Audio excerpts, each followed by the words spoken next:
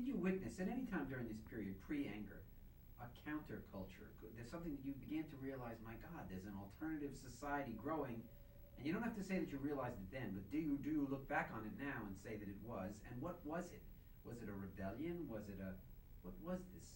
For me, I'm a reluctant revolutionary. I've always been a reluctant revolutionary. I was dragged into the 60s against my will. But once I got there, I liked it very much. At this point of the time, I really wasn't aware of a strong counterculture influence outside of the village. I was aware that what was going on there was not Middle America. It was not York, Pennsylvania. I wasn't in York, Pennsylvania anymore. That was wonderful. But I didn't feel it as any type of trans-historical movement. I didn't feel it as any type of thing with political significance. It was just exciting to be there, and I was growing. That's all it was for me at the time. What changed that was the war in Vietnam. When the news started to come down about what was going on in Vietnam, then for me, an enemy appeared, and things took on a whole new complexion. What was it about that war that bothered you so much? Well, what happened was that I found out about it, of course, by reading the newspaper and by articles. I didn't go to Vietnam. I had a physical problem. I didn't go. But I began to read articles in the New York Times about what was going on there. And it horrified me. It was so offensive to my values, the values that were important to me and that I thought were important to everybody. I just assumed these values, and I was horrified by what I was reading in the paper day after day, relentlessly. And then I would go to demonstrations, and I would see the behavior of the police at demonstrations, the behavior of institutions that I was affiliated with, such as universities, how the bureaucrats responded. And I began to be aware that I felt something was terribly amiss here. And so it was that force, that moral revulsion, which I felt at the war in Vietnam, and my dismay at seeing how people in authority and around me were reacting to it. It was those forces that prompted me and pushed me out of my youthful self-indulgence to ask questions of a wider scope. And I was pushed into it. I didn't want to see these things. I didn't want to hear them. They were very upsetting to see and to think about, but they pushed me. I was being pushed along. You talk about Allen Ginsberg. I want to mention him in this series. I don't know quite how to do it. It's in our third show, the show on the counterculture, that we're going to do it. What the hell is it about that guy that he became such a legend that he's not in our series? We're not talking to him. What the hell is it about him? And he's still going on today, of course. It was a lot about it. Allen Ginsberg, although I've never met him personally, I've seen him at many demonstrations that I've been to, I've never spoken to him. I think he was the singular most important cultural influence in my life and helping me formulate my values. And for me, it was due to several things. I believe that he is a very great poet. He's often described as a beat poet, but I think he's more than that. He's a poet. To me, he's at the level of Walt Whitman. I feel addressed and challenged and excited by his poetry because of the nature of his poetry. That's the first thing. But the second thing is the content and the things that he was dealing with. He was questioning the war in Vietnam. He was questioning the origin of American values. He was questioning all the things that I was questioning, and he was also questioning his own sexual identity and sexual practices. These were all the things that were going on in my mind. So while I was turning these things on my mind, I came across this poetry, and the questions were posed with such artistic focus and power, and they were emotionally gripping to me because of the own personal experiences in my life that the combination of forces was overwhelming. It was art and my own personal experiences and politics around me. They all came together. So he was like a lens. His poetry was like a lens, and all this energy which came from peripheral directions was gathered together in this lens and focused before me and went right into my heart, right into me, right into the essence of me. And that challenged me. That challenged me to start raising questions. I'm eternally grateful to the work of Allen Ginsberg for helping me become a person. That's very interesting. I love him, but I never looked at him quite the way you describe him. That's very interesting. He's kind of a hero. He is a hero.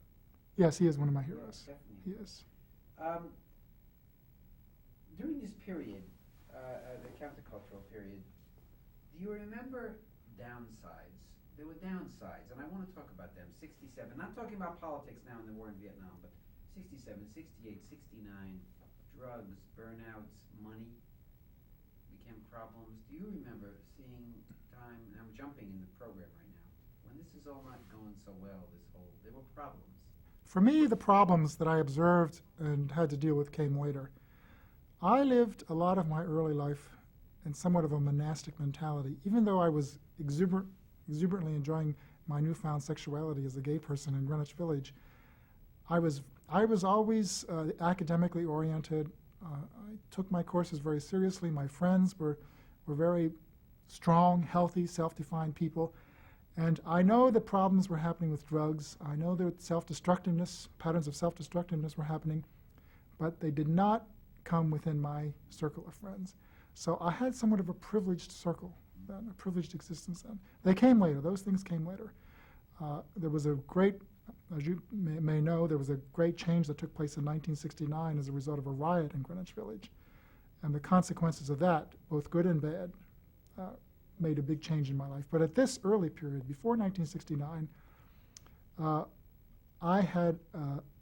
was living in a charm circle. Jump back now to the idea of arrests. It was fascinating to me that you were arrested many times. You don't look like a person, you don't talk like a person who dealt with that kind of a thing. And for a young person listening to you, it's hard to believe that you actually grew to accept this in some way. Tell me about being arrested, what it felt like, and why you were so passionate about it at this point, let's say 1968. Okay. Well, my first arrest did not occur until 1970. Okay, let's talk about it in 1970 then. Okay. Really. Right. Tell me about that. Okay. Well, my first arrest took place in the context of an organization called the Gay Activists Alliance in New York City. We had formed to make things better for lesbians and gay men. And we felt that the only way we could do this was to be upfront about being gay. And when we did this, where we were upfront publicly, we often got no response or trashed or people responded negatively.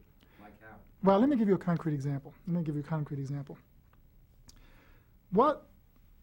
The major problem that we had in 1970 as gay people was getting the world to acknowledge that we existed. Believe it or not, even though everybody that seems to be interested in talking about this today, believe it or not, in 1970, there was a great reluctance to talk about things relating to lesbians and gay men publicly in the media. That just wasn't discussed. And we were faced with the problem of how to get it into the media. So we decided the way to do that is to be outrageous. Okay, let me give you a concrete example. There was a lot of police harassment going on in New York City of gay bars that was tolerated by Mayor John Lindsay, who was a liberal, and he was elected by a plurality of black and gay votes. But he tolerated this. And we complained to him and nothing was done about it. So we decided to hold Mayor Lindsay personally responsible for his political actions. And what we decided to do, we said, look, let's disrupt his personal life as much as his politics are disrupting our personal life. And that's what we did. There was a play in New York in 1970, I think it was, on Broadway, called 2 by 2. And at opening night, there was a benefit sponsored by Mayor Lindsay, Mayor Lindsay's wife, Mary Lindsay, a benefit for one of her social causes, having nothing to do with gay people.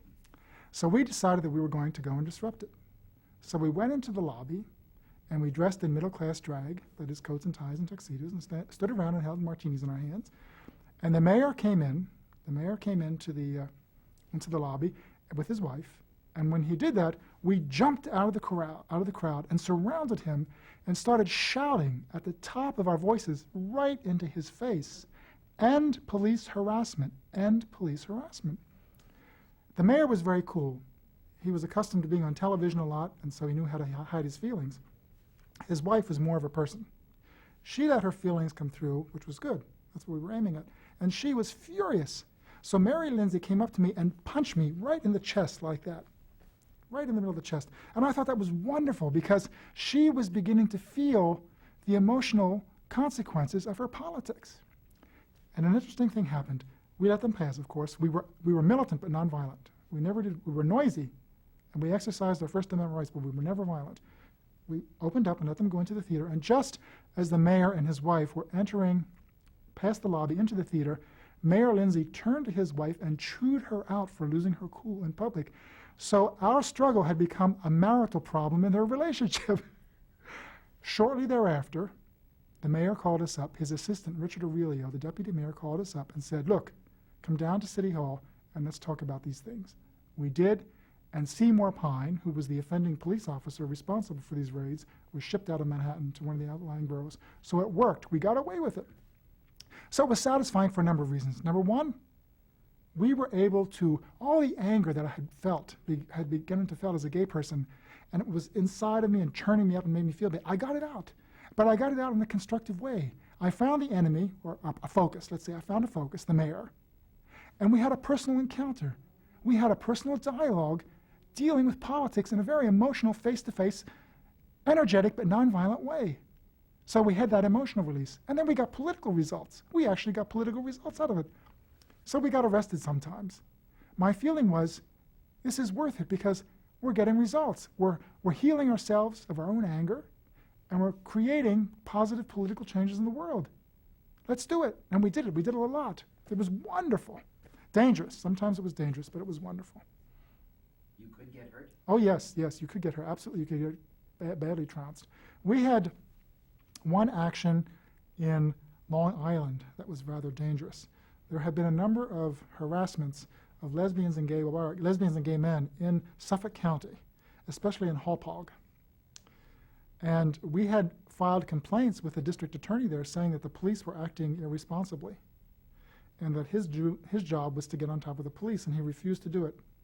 So we decided that we would go there en masse and arrest the district attorney as a citizen's arrest and charge him with malfeasance in office. Wait a minute, I want you to tell me this story again. Because I need some water. Stop.